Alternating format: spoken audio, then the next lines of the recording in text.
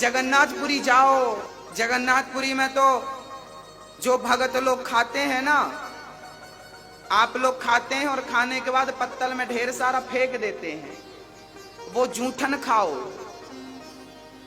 हम तो जाएंगे अपने जीवन के अंत समय में, हाँ, और जाएंगे जगन्नाथपुरी, क्योंकि चैतन्य महाप्रभु का नाम सुना होगा आपने। चैतन्य महाप्रभु ने अंतिम समय आखिरी के 18 साल जगन्नाथपुरी में व्यतीत किए और वहां पर महामंत्र का जाप करते थे। हरे राम राम राम हरे हरे, हरे कृष्णा कृष्णा कृष्णा हरे हरे, हरे राम राम राम हरे हरे कृष्णा। चैतन्य महाप्रभु भगवान का चिंतन करते थे, भगवान को याद करते थे। जगन्नाथ भगवान के मंदिर के सामने एक द्वार है, आपने देखा होगा, जहां गरुड़ स्तंभ है। आपकी दृष्टि पड़ी? स्वागत है आप सबका, जय हो। ठीक है, मंगल है आपका, बैठिए, स्वागत है, विराजिए। जगन्नाथ भगवान के मंदिर के सामने आपने गरुड़ स्तंभ देखा होगा।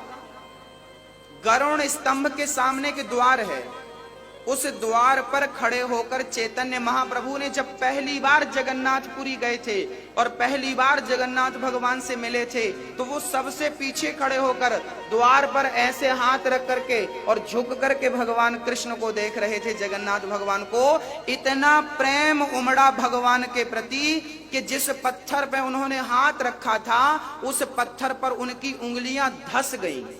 मतलब उस प्रेम से वो पत्थर भी पिघल गया। आज भी जगन्नाथ भगवान के मंदिर में सामने के द्वार में वो पत्थर है जिस पर आपकी तीनों उंगलियों के निशान बने हैं। श्री चैतन्य महाप्रभु की सारी उंगलियों के निशान बने हैं और जिस पत्थर पर आप खड़े थे, उस पत्थर पर भी उनके चरण चिन्ह अंकित हो गए, बन गए। भक्तों, और चैतन्य महाप्रभु खाते क्या थे? आप लोगों को ना सबसे ज्यादा टेंशन होती है खाने की, खाएंगे क्या? अरे ये चिड़िया होती है ना, ये चिड़िया भी आपसे अच्छी है, इतनी चिंता तो वो भी नहीं करती जितनी आप करते हैं। करती है? उसको पता है कि जिसने जन्म दिया है, जिसने पेट दिया है, वो पेट भरने को अन्न भी देगा।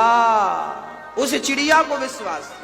बस हम लोग हिचकिचाते हैं। जगन्नाथ भगवान के मंदिर में दुनिया की सबसे बड़ी रसोई है जगन्नाथ भगवान की, दुनिया की, भारत की नहीं, पूरे वर्ल्ड, पूरी दुनिया की सबसे बड़ी रसोई है जगन्नाथ भगवान की। वहां एक दिन में इतना भात बनता है कि लाखों, लाख नहीं, 1 लाख नहीं, लाखों लोग, मतलब 25-50 लाख लोग भी खा सकते हैं हर रोज।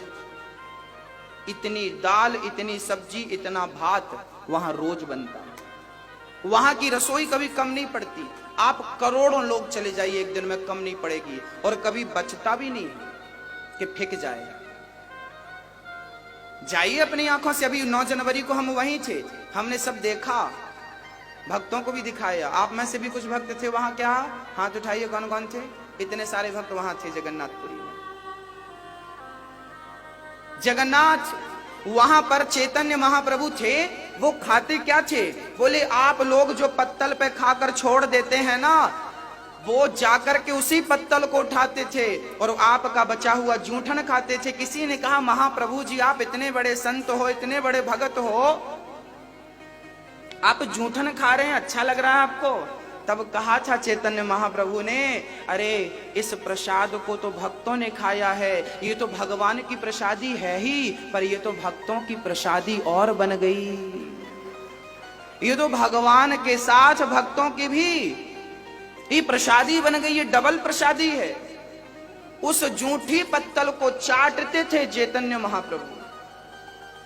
बस मेरी भी इच्छा है कि मैं आखिरी के अंत समय में जगन्नाथपुरी में रह करके और भक्तों का जूठन खा खा करके और बस हरे राम महामंत्र का जाप करके भगवत प्राप्ति करने का प्रयास करूंगा। आगे हरि इच्छा, वो दर्शन देना। जगन्नाथ भगवान प्रत्यक्ष है, मैं ये नहीं कह सकता कि भगवान मिलेंगे कि नहीं, बिहारी जी के सामने खड़े होकर जो कहता है कि भगवान मिलेंगे कि नहीं, वो पागल है। अरे भगवान के सामने खड़ा है और तुझे किस भगवान की चाह रह गई है? वो साक्षात है, वो पत्थर की मूर्ति नहीं है, वो प्रत्यक्ष है। बस तेरा भाव हो सच्चा तो वो तुझे गले से भी लगाएंगे। और अभी हम जगन्नाथपुरी गए थे ना भक्तों, तो मैंने